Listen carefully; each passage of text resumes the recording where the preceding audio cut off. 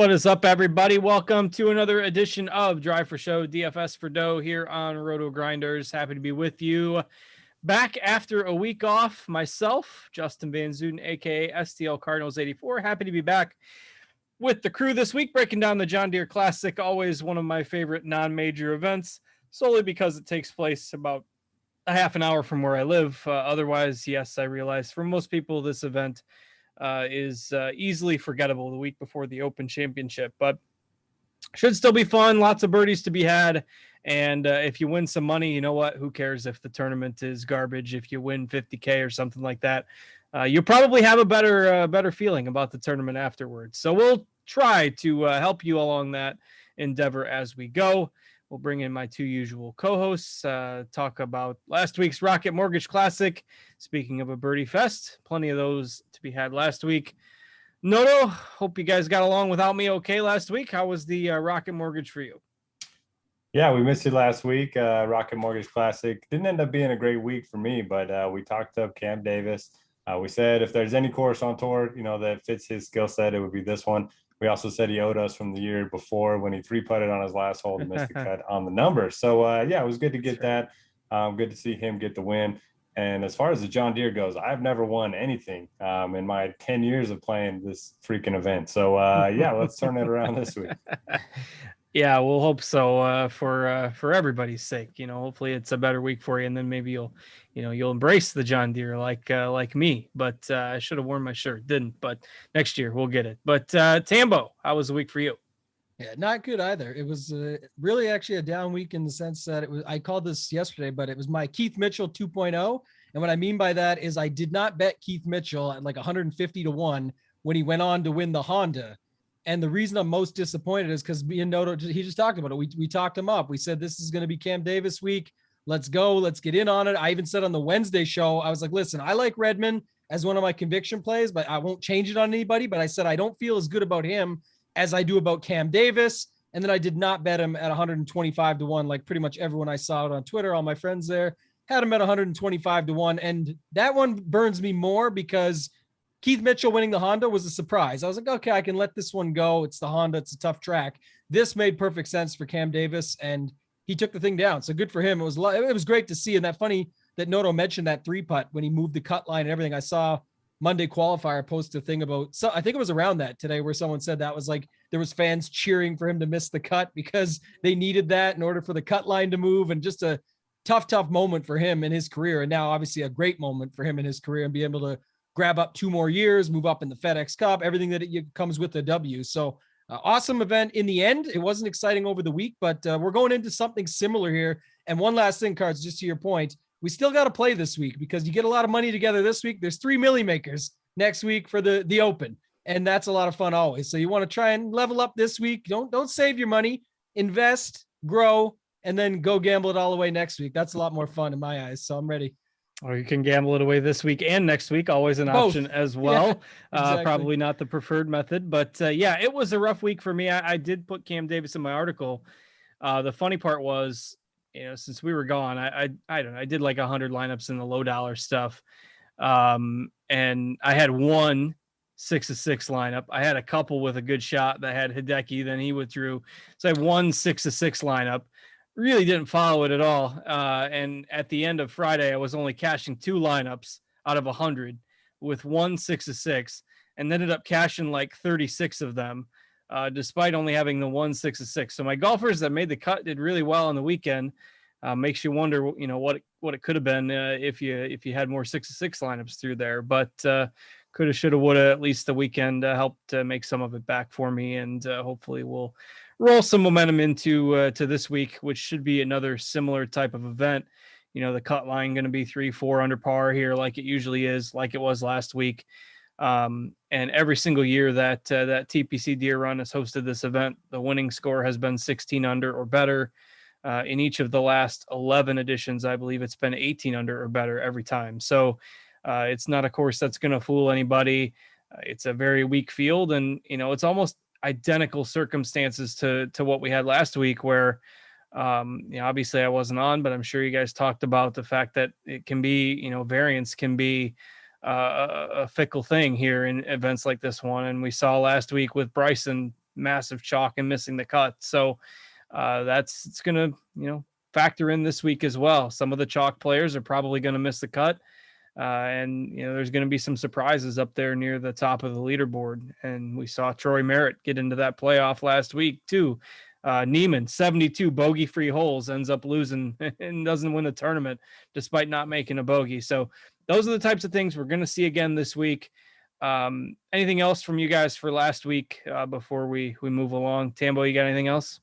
I'm making excuses, but Caddygate really messed everything up for me. I was with you there. I had Merritt, Norin, I had all kinds of Haggy, a bunch of dudes that were up at the top in my lineup. So it was similar to you, a bunch of 5 out of 6s that cashed. But my one guy out was Bryson. And he just, there was already withdrawal talk about him on Thursday after like 3 or 4 holes, because you could just see it in his eyes. Like he just did not want to be there. To me, something clearly had happened between him and Tim Tucker, even if it's just a quick blow up. Like most times, especially on title defenses like that, caddies of many years are not just up and walking out the morning of or whatever, there's the night before, whatever it ended up being. So for me, that was tough, but it sucks when you got Bryson at a course like that maybe not win again, but we definitely expected him to tear it up again and not really have an opportunity to make very many mistakes. And he was hitting 3 woods out of bunkers and shit. Like he was just doing anything to get out of there by the looks of it. Yeah, his approach play was horrendous. It was like 3rd worst out of the 156 in the field, I think. So I had a lot of him, and that helped kind of derail most of my lineups too. So Noto, anything else from last week for you? Yeah, I was going to bring up the caddy thing too. Hoping we get a 30 for 30 doc on what happened the 24 hours leading up to them parting ways, because I want to hear what happened. And he's clearly not right. I mean, he's just playing in this exhibition match with Phil right now, and he's losing balls left and right. Aaron Rodgers is kind of carrying him. So be interesting to see how he plays next week at the Open. Yeah, definitely doesn't look encouraging right now for sure, as from last week and then into this exhibition. And, I know it's just an exhibition, but yeah, he's been hitting it all over the place throughout the first 9 or 10 holes here as we go live. So, all right, well, let's go ahead and move along. This is a very weak field. We can stall for time as much as we want here throughout the show, because the options, they are not as plentiful as usual. Even, if you're a person that often struggles to narrow down your player pool, you're probably not going to have that issue with the John Deere Classic. You'll have that issue next week, but we can deal with that then. For now, it's just it's all about trying to find enough options to fill out your rosters. I mean, you go scroll through the 6Ks. There'll be a lot of players that you've probably never even heard of, and don't feel bad about it. It's just the nature of this tournament. So I kind of outlaid the event a little bit there with going to be a lot of birdies, and winning scores always 16 to 18 under par or better. But Noto, we usually let you break down the course first. So what else is there to know here? I wouldn't really say there's a strong course fit. You want to keep it in the fairway for sure, because there are going to be a lot of birdies hit. The fairways are pretty easy to hit. The greens are pretty easy to hit. Scrambling success rate is pretty high here. Overall, par 71, just under 7,300 yards. Like you mentioned, there's going to be a ton of birdies. In my opinion, I think it's going to be a wedge fest, and then whoever can make the most putts. And these kind of bring everyone into play. I don't think you need distance by any means off the tee. If Steve Stricker and Zach Johnson are the best 2 guys when it comes to course history, certainly gives you an idea of how the course is going to play. So for me, birdies, wedges, putting. That's pretty much all I'm looking at this week. All right, Tambo, anything else that you're looking at? Yeah, Mike Tyson blindfold.gif, chucking darts, because it's really like last week. It's going to be tough. So we're going to break down the ranges. Everything Noto said is true. Definitely looking for the birdies, the scores. Similar to last week, I call them, usually I call them Cam Davis types. Again, the salt in the wound for me not betting him, but the guys that can come through and score for you. I think we saw it the week before. It was, Aaron Wise was like almost dead last, but almost scored as much as Jason Day at the Travelers. And then last week it was other guys. I'm trying to think of the name. Whaley had a couple Eagles, finally made a cut again, finished 58th. Then he almost scored as much as Tringali, who finished like T18 or maybe slightly better. I can't remember now off the top of my head. So it really does come down to that. I'll be looking more for guys that are going to score for me than just make the cut, and then hope that they make the cut, because if they do, we get that boom instead of the bust. But definitely take some more chances and then stick to the plan like last week. It wasn't completely wrong. It just sucked that Bryson was involved in a lot of it, but leaving money on the table at these events, especially, there's just so many guys that are going to come through, even in that lower tier. Like you mentioned, I don't love the names, but there's 96 guys in the 6K range. There is going to be guys that come from there that make the cut and score. So we'll see as we get down through it. 96 6K golfers, throw out about the 30 that nobody's heard of. Right. And we had to add quite a few names to our database this week because they're just players that never made a PGA Tour event before, at least in the last 5 or 6 years since we started keeping the names in there. So it shall be fun, but it's part of the uniqueness of this event. And I think part of what a lot of people struggle with is you do kind of have to embrace the variance of this event a little bit. I mean, Dylan Fratelli won here. Was it Michael Kim that won a few years ago, won by like 7 strokes and then missed his next 10 cuts or something ridiculous like that. So that's just, it's a wedge and putting competition, and there is a lot more variance in this event, in any event that kind of comes with those type of skill sets, winning. There is going to be some dumb luck, if you want to call it that, along the way, and whoever holds a few extra 20 footers, will get an edge. So don't be afraid to go against the grain a little bit in your GPP builds. Take a couple of 1% to 2% guys. I think that's a key that can help you have some success here. So, all right, let's go ahead and start breaking it down. The 10K plus options are not what we are used to having for 10K plus options. Daniel Berger playing here this week, a little bit of a surprise, but Daniel Berger is your top option in the field. Sungjae plays every week, so no surprise to see him in there. Noto's boy Brian Harmon, and then last week's winner Cam Davis are your 10K plus options this week. Not the general golfers that we would get excited about at 10K plus, but it's all relative in this field. So Noto, since your boy Harmon's in here, I will let you start, and how much you prioritize in Harmon at the top. Yeah, I'm glad he didn't bury the lead. Obviously, he's going to win this week. Been in great form. He's won here before. Top 20 in 7 of his last 8 starts. Only bad one during that stretch was I think it was a PGA Championship. Ended up gaining a bunch of strokes ball striking, but missed the cut on the number. And he's good. He's accurate off the tee. The irons from the wedge distances are much better than they are with the long iron. So I do like Harmon. He is going to be a priority for me. By far my favorite play up here. Obviously, Berger is going to rate out well for everyone. He's got a 5th here. Number 1 in my stat model, number 1 in my overall model. So I have no issue with him. Shout out to Kenny Kim, Tambo's co-host on the Fantasy Degenerate Pod. He was saying on Twitter that, he just wants those Ryder Cup points. That's kind of why he's playing this week. So that kind of makes some sense to me. And then Sungjae, I like him. The irons seem to be back. He's gained 2, 2, and 5 strokes on approach his last 3 events. And this is his gearing up event for the Olympics. He pulled out of the Open Championship, in order to try to get out of his military service. So he's going to want to play well this week. I don't mind him as well. And then Cam Davis just coming off the win on a course where, you don't need to gain a ton of strokes off the tee. I'll probably be off of him. But yeah, it's not as good of a 10K range as we're used to. That's for sure. Yeah, no doubt about that. And rooting for Sungjae to and who's the other South Korean, Siwoo Kim, in the Olympics. Hopefully they can bring home a medal. You get a medal, you get out of that mandatory 2-year military service, which is really messed with a lot of the South Korean golfers, like Sang-moon Bae.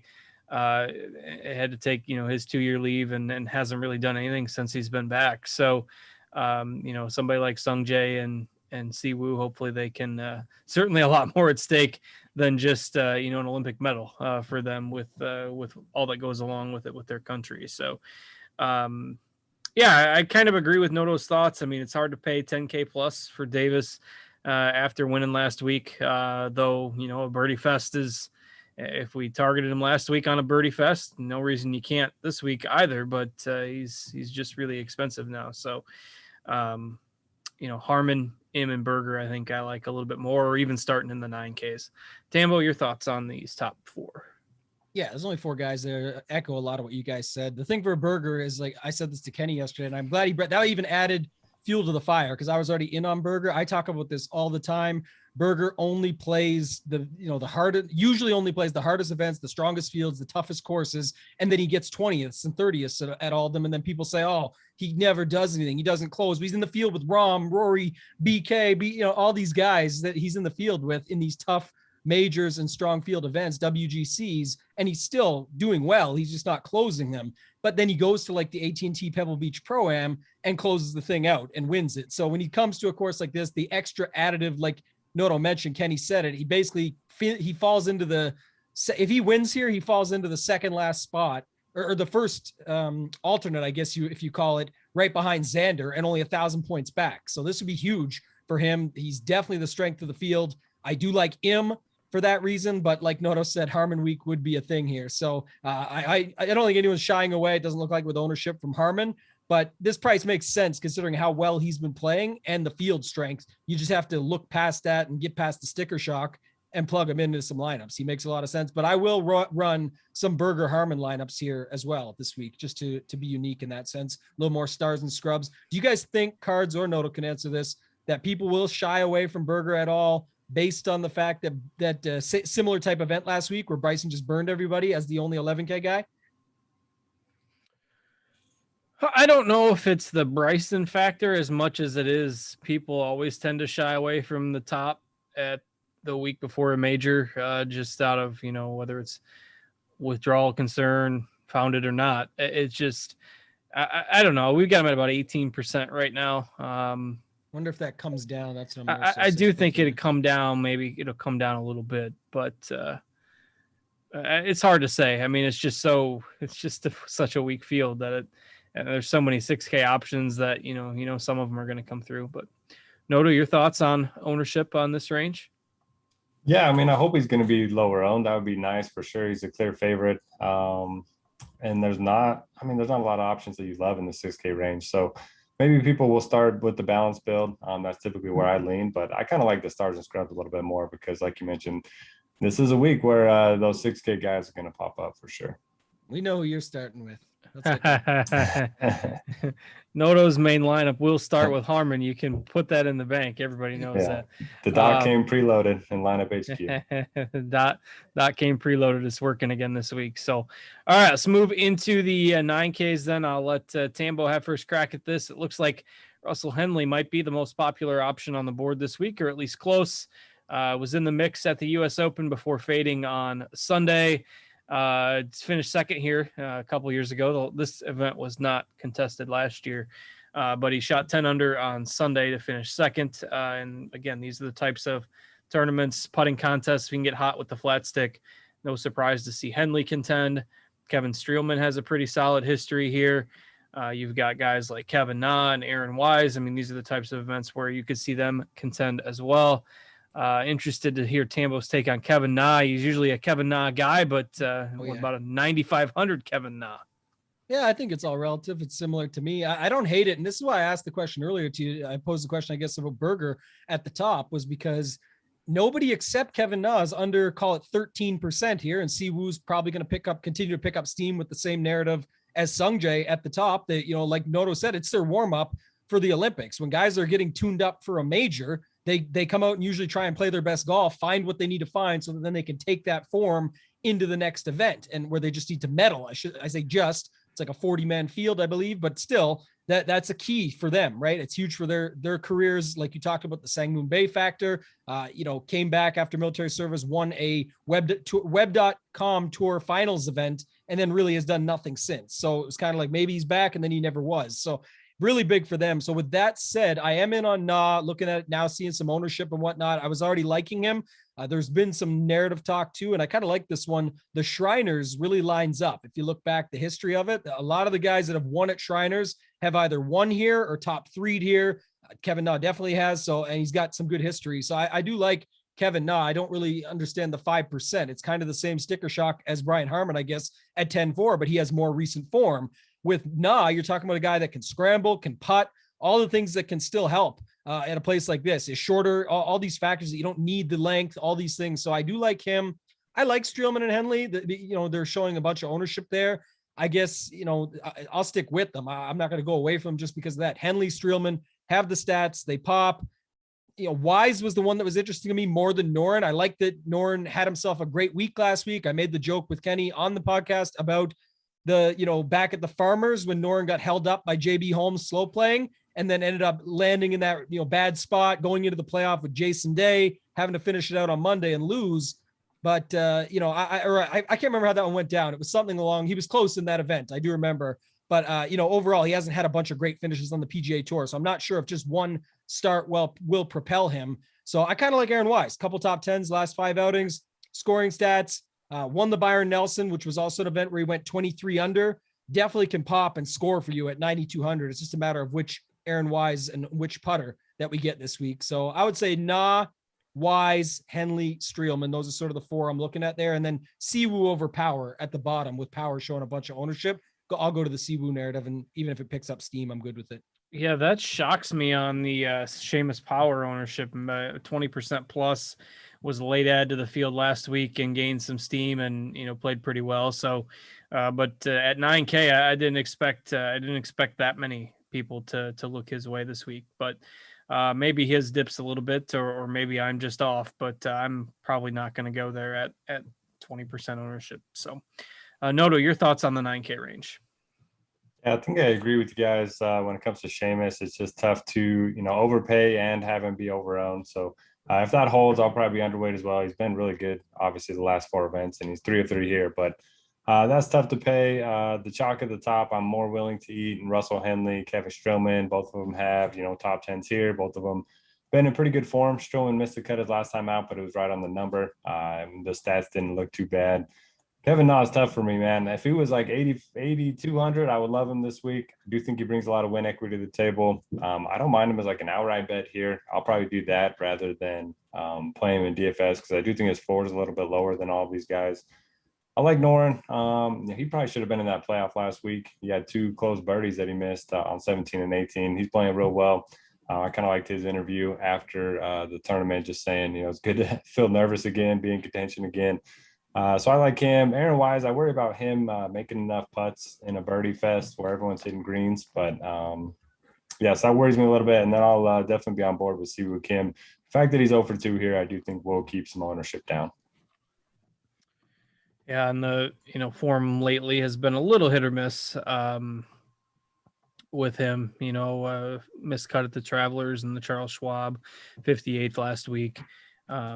Played well at the Memorial, but outside of that, there was a time earlier in the spring where he was getting really chalky because he was, stringing together really strong finishes.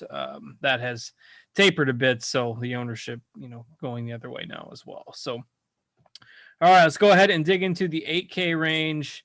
Patton Kizzire has been a frustrating player for the last couple of months. Had those back-to-back top 3 finishes, then became chalky, missed 3 cuts in a row. Nobody played him last week.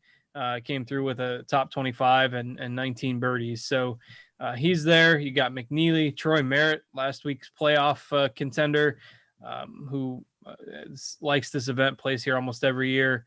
And then, every other year in the history of the John Deere Classic and DFS golf, you've been able to put Zach Johnson at the top of the pricing list. And I expected him to be the usual 15-1, 10K, DFS option this week, even though he's not been playing his best golf.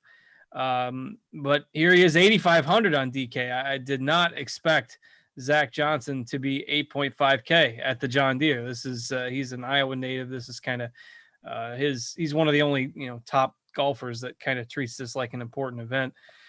So, Noto, I'll stick with you. 8,500 Zach Johnson. What do you do there? Oh, love $8,500 Zach Johnson, especially at 12% ownership. If that holds, he'll be one of my highest owned players for sure. Mentioned the course history. The form hasn't been great, but he did gain 5.3 strokes ball striking his last time out. It was his best in quite some time. So hopefully he can carry some of that ball striking into an event that he obviously loves. A lot of other players have question marks in this range because Zaire is very inaccurate off the tee. I know we can get hot with the irons and putter, but that worries me a little bit. McNeely, much better with his driver than his approaches. He's better on longer courses as well. Troy Merritt, Hank Lebioda, but basically been all short game recently. And if I can't play, a premium for Seamus Power, I don't think I can do it for Hank Lebioda either. He's been in great form. I certainly get it if you want to go there. But if I'm looking to get away from some chalk, I think it's going to be those two. Yeah, I don't know. I mean, I love Zach for sure. Ryan Moore hasn't had, I think he's had one top 20 in the last 18 months. I mean, I can't play him right now. So for me, it's pretty much just Zach. And usually the 8K range is one that I love, but I'll definitely go back to Doc. I mean, if you played him last week in a not much stronger, but in a stronger event, then I think you can play him this week again. Didn't look great, but he was obviously playing well before that. So I'll probably just play Doc and Zach and kind of give everyone else the X. Yeah, bit of a letdown factor possible for Lebioda as well. Speaking of guys that should have been in the playoff last week, he is definitely one that should have been. He was in the lead there heading to 17, reached the par 5 in 2. He was like 35 feet away, left his first putt 8 feet short, and then missed that one too, and ended up one shot out of the playoffs. So 8,400 for Lebioda in a letdown spot, a little bit risky for me. Plus he's going to be chalky. I think I'm out on him as well. Don't mind taking a shot on some of the other guys that can make some birdies with some upside, like a Kazire, Lucas Glover, somebody like that, just because this range is so weak. So I will keep them in my GPP pool. Tambo, your thoughts on the 8Ks here? Yeah, I like it a lot more than Noto, it sounds like. But by the way, back to that 9K for a second, Kevin Na might have more wins in the last 4 years than almost everybody 9K else combined. I'll just say that. It's close. I think it's a little more because, Berger and Im and guys like that are, got a couple, but, Siwoo obviously a couple, but it's very close, all I'm saying, versus some of the others there. So I'm actually pretty happy with that, thinking about it even further. But yeah, the Power and Lebioda chalk it wasn't really high on my radar anyway. I do like this range though. McNeely, Merritt, Glover, and ZJ, all 4 of those guys, when you talk about DK scoring, birdies are better. I don't really see a lot of and form even, or just what they can do, whether it's form or course history. I like all of them for that. And then even Kazire, it's definitely a lot of risk. I thought he would actually garner some ownership just based on stat models and things like that you look at out there. But him, Noren, and Bubba all went 8 under on Sunday. And then you talk about the 19 birdies cards overall. Again, these guys have boom bust, but so do some of the others. And we've seen chalk bust in these birdie fests quite a bit. So I'm happy to go to Siwoo and Kazire around Power. And around Lebioda, like you said, you got ZJ right there, this used to be the Zach Johnson Open after it was the Steve Stricker Open, who we'll get to at 7,700 in a second. But man, if you like Brian Harman at 10-4 and you don't mind my Na at 9,500, then you add in ZJ at 85. We'll get to Steve Stricker at 77. There's your lineup. All these crushers that nobody's going to want to pay these prices, or at least some cases. Obviously, people like Harman at the top. But Ryan Moore is the other guy I'll take a stab with at 8,300. Good course history, lines up with the Shriners narrative, correlation course. I think he's interesting. And then what's your thoughts here at the bottom, cards? Johnny Vegas or Doug Gim, both or none? Where are you at with these two guys at 8K even? Yeah, probably will land on one of them. They're both getting some ownership. I mean, Johnny Vegas always pops in these events where you can just go out and string 5 birdies together, like Puerto Rico, or just these events where you can just go out and make birdies. 21 birdies at the Byron Nelson, 18 birdies at the Palmetto. Probably would have made 20 birdies last week if he would have played. Doesn't do as well on the more difficult courses. So yeah, I can get behind some Johnny Vegas, or maybe like him just a touch more than Gim, I think, as we get closer to Thursday here. Nice. That was my lean, and he's your guy, so we got to go with him. I feel good vibes when you're talking about Vegas, so I'm going to stick with you on that one. Neither of them can putt, between him and Gim. So if you were making a decision, I do like the fact that Vegas actually shows up at certain events. He's even shown up at the Players before, which is a tougher track, obviously, and tougher field, but you still usually have to go somewhat lower there. And there's even talks, I don't know, the weather where you're at, how's the weather looking as of now or what your thoughts are? Yeah, chance of storms on the weekend, and the wind's about 10 to 12 miles an hour, so nothing groundbreaking, I don't think. And it's, this time of year, it's actually going to be cooler. Right? It's been about 90, 95 the last couple of days, but it's supposed to be like 75 a couple of days of this tournament, which is very rare. It's usually hotter than heck, but so maybe a little cooler than normal, but we have had a pretty dry summer. So I would expect a little bit more rollout than usual. And, if that might make the course play a little bit easier. I mean, they usually keep the greens pretty soft, so who knows, but I wouldn't expect anything to create a major challenge anyway. All right, Noto, any other thoughts on the 8Ks for you? Not really. I will have some Lucas Glover, so I'm glad you guys brought him up. Maybe talk me into some Vegas as well. Yeah, all about get some AK guys in there, Noto. Get some AK guys. Yeah, you gotta play some of them. When you lock Harmon, you just gotta skip the AKs. You gotta punt. Well, like I said, we're gonna get to these 6s. You might want to add some 8Ks in with your Harmon lineups and get some. What do we call those builds? I forget now. Where you're balancing them with like a 10K guy, like a. Man, I forget. We made up a name for it one time on here, but it was not stars and scrubs, not balanced, but stars and stars. I can't remember now, but either way, get some AK guys in your lineup, Noto. That's what you need to do. Sold. We've sold them. All right, into the 7Ks. Tambo kind of hinted at Steve Stricker, was once a three-peat champion here and is the all-time money leader at this event. He is 54 years old, but if there was a PGA Tour event where a 54-year-old that doesn't hit it a long way can contend, and if it's going to be a wedge and putting fest, I'll still take some chances with Stricker. He's, I think, 7th on the senior tour in the points race or whatever they call it, the Champions Tour points race, and just won the senior players a few weeks back. So, hey, he's in just as good a form as anybody else you'll find under 8K in this field, even if he is 54 years old. So I see Noto's got an orange dot on him, so I know Noto likes him. We'll come back to Noto in a second, but Tambo, are you interested in some 7,700 Steve Stricker? Oh yeah, I'm in, man. Our boy Wiley, we had him on a couple weeks ago. His thing is APS, always play Stricker. And you just mentioned he's coming off a W. He's coming off a win. I know it's on the Champions Tour, but you got to love that. Before that is PGA events. 44th the PGA, 13th at the Honda. He's got a 4th earlier this year, just a few months back at the Waste Management. Like you could compare that kind of in the sense of still need to go low enough, but field strength is similar. I think that makes some sense. So I really do like him. I think it's, what's the upside? We'll have to wait and see, but I do like Stricker as a play here. I'm more into your green dot though, that you've got there, Cards. I do like Kyle Stanley. He was another guy I wrote down here, just same thing, but can't putt, but can pop at times. 18th last time with other finishes of 22nd, 18th, and 19th. Even a second place way back when. Made 7 of his last 8 cuts. So I'll play some Kyle Stanley here. I like him. Sepp Straka, don't really love it, but a bounce back spot. He was 10th at the Travelers and all of his stats were dialed in. So I'm hoping that he can bounce back. It's a low scoring event. I do like him for that reason.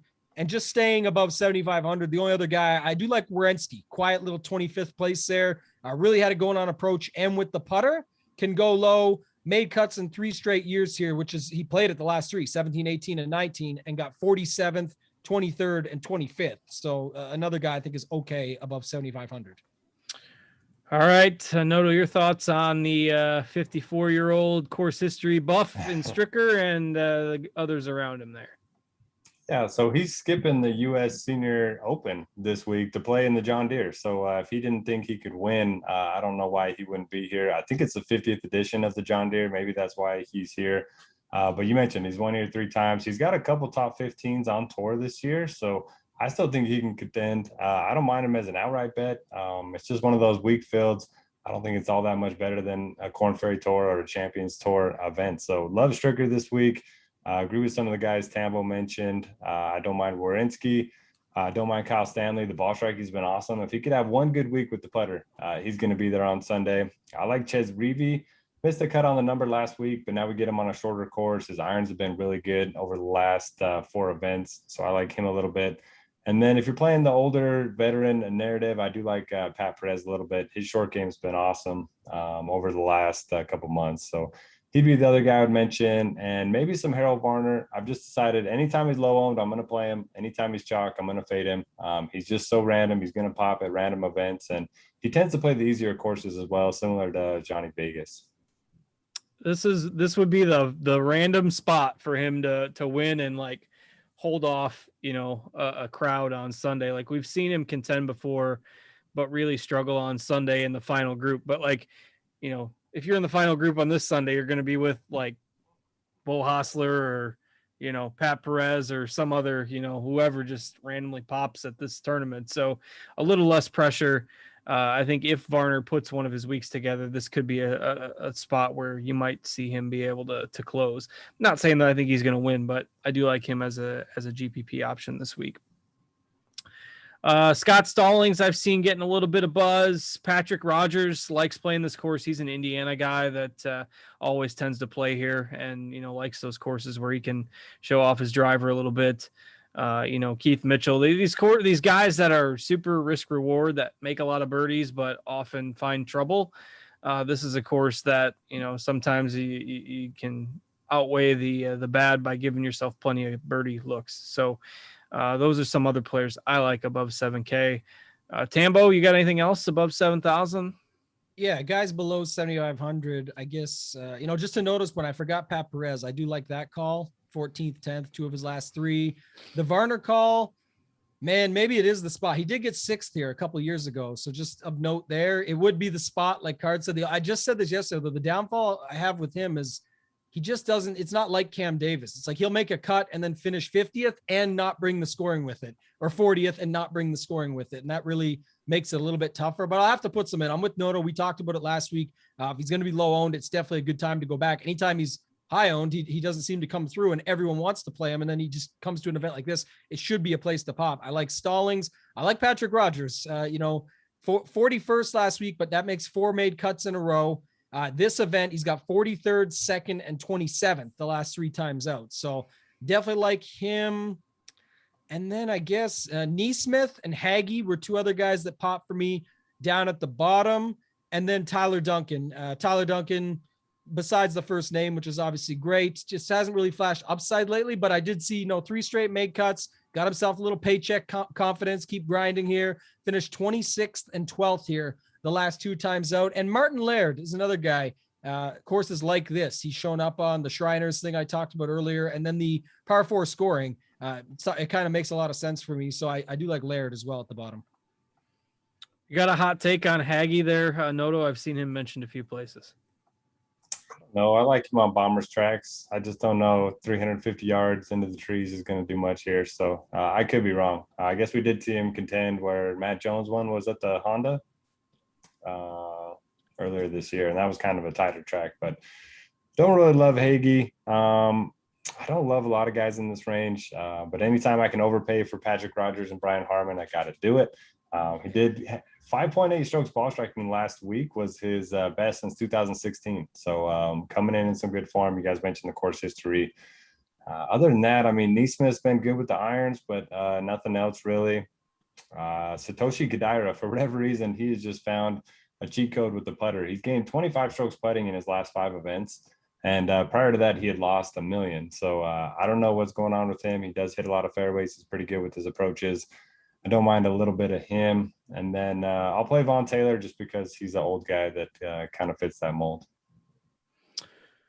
Yeah, Kodara had shot a 76 in the second round and missed the cut by a couple strokes last week after having a pretty good first round.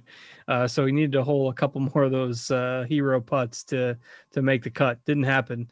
I had some of them last week. So part of the many missed cuts in my player pool last week. Maybe he can get that back on track this week. Let's see. You got anything else above 7K there, Noto? Otherwise, we'll start digging into Value Town. Yeah, I think that's it for me. I don't mind the Stallings call, but him being pretty popular isn't great at an event like this. 6Ks. I've got a few guys in my player pool right now. Roger Sloane, I think he's going to be a lot higher owned than the 5% that we have him right now. It's been in pretty good form. The stats are pretty good across the board. He did have a T10 here the last time they played in 2019. I like Adam Schenk. He doesn't have a lot of high finishes, but he does make a lot of birdies. So one of those guys that can outscore his finishing position. I like Ben Martin. He's kind of been in bad form as well, but he's got a couple good finishes here. He's good with his approaches, hits a ton of fairways. He was in really good form prior to the back-to-back missed cuts. So I'll have some of him. And then I got Bronson Burgoon for some upside, 3 of 3 here with a T2 in 2018. And his last 8 cuts, he's had, or last 8 events, 5 missed cuts, 3 top 30s. So when you play guys down here, I like to chase some upside rather than guys that are just going to come, T45. Although I did just mention Shank, so maybe I'll play a little bit of both. Shank might be able to get 35 or 38 on this in this field. So, all right, Tambo, what are you looking at for some of your values? You got your Canada flag there for Mr. Sloane. Oh yeah, it's planted. I definitely think he's a good play here. He was already solid. I liked him a lot last week. I brought him. He certainly was one of the guys in my 5 out of 6 lineups that crushed. As far as scoring went as well. And then he actually has a 10th here in 2019, 18th back in the day, the time he played it before that. So I definitely like that. I joked with Kenny yesterday. I might go back to Benny on. I assume he gets a late tee time this week after he told the tour where to go. And I'm sure that it should work out. Maybe he'll be in his happy place, So I'll go back there. I like the Shank call with Noto, 6th here in 2019. Definitely left some on the table last week and can score. Ben Martin's another guy that can do that. But a couple of the guys that stand out for me here, and back to Haggy for a second, bent grass putting as well, not just last week. 2nd at the Honda. I mean, there's tracks he's played on, but I like him when he can go low. A lot of the Corn Ferry Tour events is where we saw him have success, and now he gets into this course. And Joseph Braml, we've been playing this guy a little bit. He's another guy extremely good on easy courses, bent grass courses, fairway and green types. This is a good spot for him at 6,600. And then my guy, Sam Ryder. That's the one I'm riding with there. He's, another guy. Just feels like this week's Haggy in the sense that he's extremely boom or bust, but actually has an 18th and a 2nd here in 2019, 2018. I didn't look at his ownership yet to see if he's going to be the popular scrub. He's showing up at 0.88 as of right now. I would love if that stays true. He's another guy that popped on some of those other courses that I looked at and brought across. Burgoon, I'm with Noto on that for sure. I think you can do that one. Maybe Seifert. You want to play Hank Lebioda for much less money and much less ownership. Both went to FSU. You can do that. Get some birdies that way. I don't know. There's not a lot though that I love down here. And that's why I was teasing Noto earlier to have those more balanced lineups. You starting with Harmon and just ending in the 7K. It's really tough down in this range. Yeah. It's basically just hoping for somebody to get hot with the flat stick and have a big week. So we can attempt to play our Guess the Golfer game here. This is going to be a challenge this week. But if you're interested, free week of Rotogrinders Premium for anybody who's watching live and wants to guess in the YouTube chat on our favorite punt golfer under 1% ownership that has not been mentioned yet. There's not a lot. There's not a lot left that's even remotely viable. And who knows, maybe this one isn't remotely viable either, but we're just going to make it remotely viable. A player that, sometimes he'll just randomly show up in these easy birdie fest type events. Maybe haven't seen it as much lately, but I'm trying to give a few hints without giving it away because, especially here, he really shows up here. That's for sure. So take a guess if anybody in the chat wants to guess. Free week of Rotogrinders Premium if you get it right before we get off the air here. So we'll give everybody a couple minutes to throw in a guess there. Jim Herman is our first guess. Decent guess, not correct, but a decent guess. I don't even know if he's in the field. He's got to be in the field. I can't imagine. Someone else had Fabian Gomez. Jim Herman's had some success here in the past, hasn't he? I think. I believe so. Flash in the pan, maybe, but it was a pretty good. That was a good guess. Wes, good guess. Wes Roach. Somebody guessed Wes Roach. He is in my GPP article this week. Not the answer. But I do not mind some Wes Roach as a punt play. What's that sales pitch while we wait? Because I didn't hear that one yet. The sales pitch on Wes Roach. it's the John Deere, and you just never know. That's that, You write up like 6 guys, and like and like 5 of them are up the board who we actually know. I know Wes Roaches. I more so mean you write up guys for a reason. I'll have to check it out after a bit here, but no, I'm interested. Between the Corn Ferry and the PGA Tour, he's made 7 cuts in a row, so that's at least some form. He made 20 birdies at the Byron Nelson, so that was obviously a little bit of a stronger field than what we see here this week. Has a couple top 15s on the Corn Ferry Tour here in the last couple months, so at least some. I had to ask because Bramlet's right there at the same price. I like Bramlet too. As is our Guess the Golfer guy. He's the same price as him. For another hint, same price as the aforementioned Wes Roach and Bramlet. Mark Anderson, Sam Ryder. They're the good guesses. Landry, you guys are on the right track. Nobody has got it yet, though. Let's see. We got a Sung Kang guess. Got some good guesses in here. Long. He's pretty short, this guy. Yep, pretty short. Looks like my dentist. That's what I said before the show. He looks like my dentist. We were trying to find a picture. So obscure, we didn't, Devin didn't even have a picture handy. Google STL's dentist. Yeah, really. Oh, man. As to fill some time while some people throw a few more guesses out there, upcoming schedule, obviously we've got the Open Championship next week, which was not contested a year ago. So if you are playing a lot of DFS and interested, you get good TV coverage for the Open Championship. It will also throw off your sleep schedule if you're interested in following all of it. And then the 3M Open, back to another easy course event before the Olympics. As we round out the month of July. So a Chris Baker guess is also not correct. Bo Hogue. Somebody knows that Tambo's on the show. We did not hit the Bo Hogue lottery tonight. I didn't mention him, but actually I don't hate it. I got to look him up while we have a little bit of time here. Just 1 second. I did see something on him that I liked. I forget what it was. I think it was, he came like top 40 last week or something, but it might've been his Sunday. I'll have to check it out here, but yeah, the Rocket Mortgage Classic. I think he came like 35th or something, which I like you mentioned with Wes Roach. I don't hate that because the form is everything coming into this. Usually, I guess it's hard to say that though, because when you talk about Michael Kim, I saw Jason Sobel posted today, the craziest stat out there, no top 10s ever, wins this event by 8, no top 10 since. That's crazy. And this year he is 5 for 24 making cuts. And he has won this event before. So kudos to Michael Kim for winning that against all the odds that year. So I love the guesses. I love the fact that people just keep guessing. Like it's going to be the last 6K player remaining. We said he's 6,600. There's only like 4 more guys after all the ones we named. Plays well in Puerto Rico. Yeah. Yes, looks like my Whaley. I'm going back to though. Someone mentioned Whaley. Like I said, that he came 58th last week and scored as much as T18 did for the tournament. So I'll go back to Whaley for sure and hope we can get a couple more Eagles or something out of the guy. Somebody Champ. I played some Cam Champ last week for the first time in like a year, and that'll be good for another couple years. If he was, I tried that too. It did not work. He couldn't keep it in the fairway last week. He's not going to do it here. JJ we've got a correct first name now, but it's spelled wrong. And JJ Spawn, by the way, is interesting. 32nd, 47th last couple times out. And I know he missed the cut at the US Open, but that's not really his spot. But if you remember, he did grind a low scoring event to get in his qualifier and went super low. So I don't even hate JJ. That $6,600 range is loaded, and I cannot understand how nobody has. They literally like the only 6,600 golfer that hasn't been guessed. John Waters, man. Name? Well, someone said Sean O'Hare. Oh, he actually, sorry, it's Scott. I saw Spawn Sean. I mixed it all together, but yes. John Waters came through in the clutch. Scott Brown. Scott Brown is the winner. He just randomly shows up for this event. And, anytime he shows up, you can almost guarantee that it's going to be on an easy course in a weak field.